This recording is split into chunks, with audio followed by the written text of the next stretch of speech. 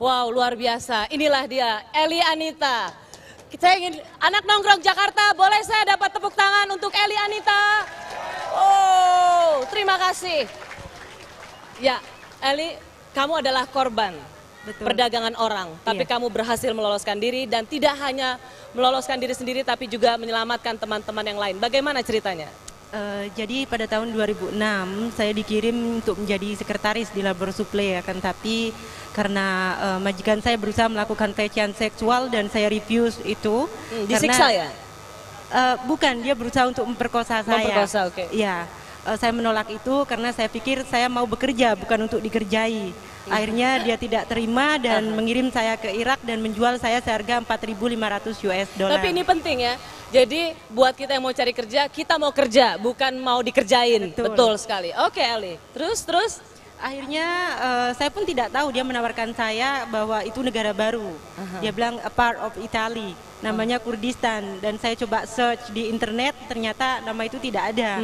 Yang ada di benak saya itu ada kaitannya dengan negara Timur Tengah. Kalau negara Eropa saya rasa tidak ada nama Kurdistan gitu. Jadi kamu di situ bekerja tanpa tahu di mana kamu berada?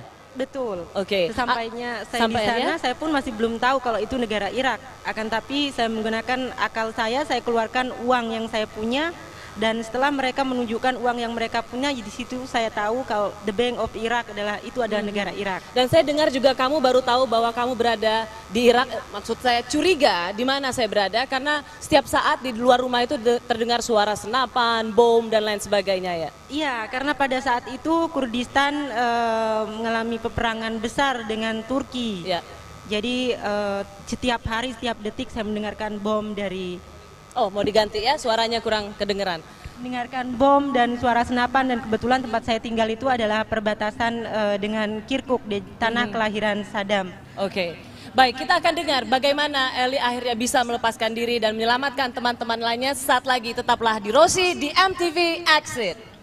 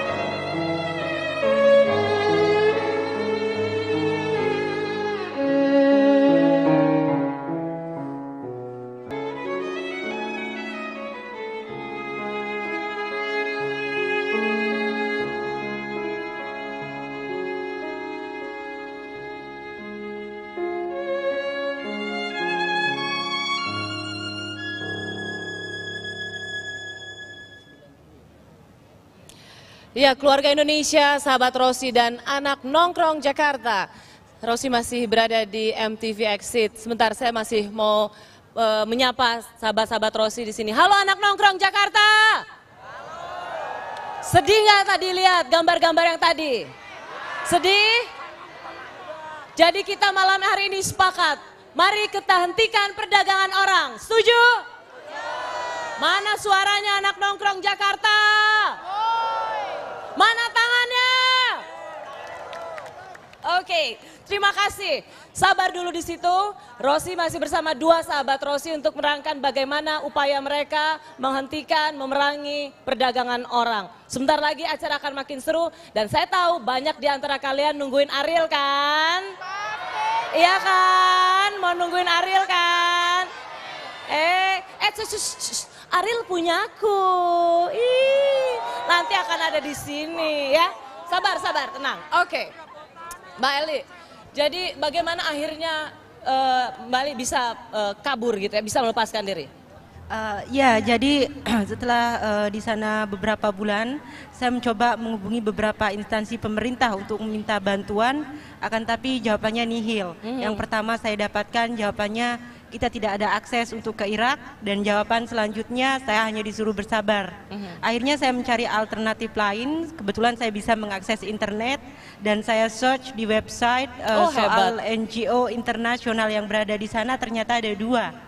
Satu IOM, International Organization of Migration, dan dua UN, United Nations. Dari situlah kamu mencoba untuk mencari pertolongan ya? Betul. Melalui internet ya, surat menyurat elektronik. Oke, akhirnya bagaimana sampai Anda bisa benar-benar lepas?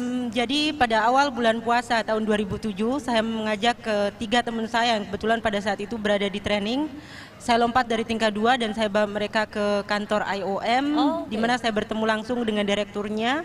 Akhirnya beberapa hari kemudian mereka menjanjikan akan mengurus beberapa dokumen untuk pemulangan. Itu pun saya harus melalui beberapa proses, karena saya harus melalui penyiksaan, di mana saya juga pernah disekap 2 hari 2 malam di dalam kamar yang kecil, dan setiap saat saya membuka mata senapan ada di kepala saya. Akhirnya dengan beberapa usaha yang saya lakukan sendiri, dokumen saya diantar ke IOM, akhirnya saya berhasil dipulangkan oleh IOM. Ini penting ya, karena ternyata Eli juga mampu memiliki kemampuan untuk akses. Dia melengkapi dirinya dengan kemampuan surat menyurat secara elektronik. Dari situlah ia bisa minta tolong ke lembaga internasional perburuhan begitu ya. Dan akhirnya bisa pulang dan menyelamatkan banyak teman-teman. Betul. Selamat. Good job, luar biasa pekerjaannya, dan kita berharap ada Eli-Eli lain yang sangat memahami hak-haknya saat bekerja di luar negeri. Pak, bagaimana caranya kita ikut menghentikan perdagangan orang, atau paling tidak kita jangan terlibat secara tidak sadar dalam sindikasi seperti ini? Ya, semua orang harus peduli. Semua orang harus memberikan bahwa jika ada unsur uang atau iming-iming atau yang berdalih kemanusiaan, saya kira perlu untuk kita teliti. Apa betul seperti itu? Jangan terlalu mudah mendengar rayuan orang untuk bisa menyerahkan sesuatu, apalagi yang namanya dan rata-rata kalau di daerah, di pelosok-pelosok Indonesia, keluarga pun bisa terlibat ya, baik sadar maupun tidak sadar dalam penjualan orang ini. Jadi orang terdekat pun bisa menjadi bagian dari sindikat itu. Dan dalam penelitian kami, yang paling banyak melakukan itu adalah keluarga terdekat atau orang yang diketahui oleh si korban.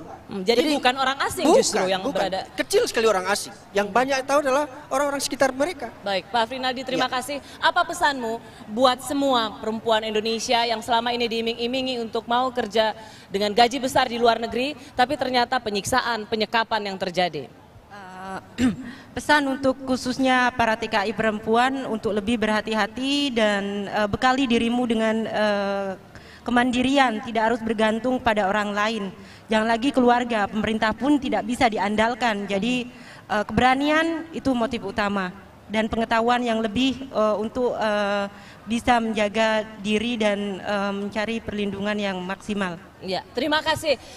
Anak Nongkrong Jakarta, boleh saya minta tepuk tangan untuk Afrinaldi dan Eli, pahlawan kita yang menghentikan perdagangan orang. Terima kasih Pak Afrinaldi, good job, thank you so much Eli. Kami akan kembali sesaat lagi, tetaplah Rosi di MTV Exit.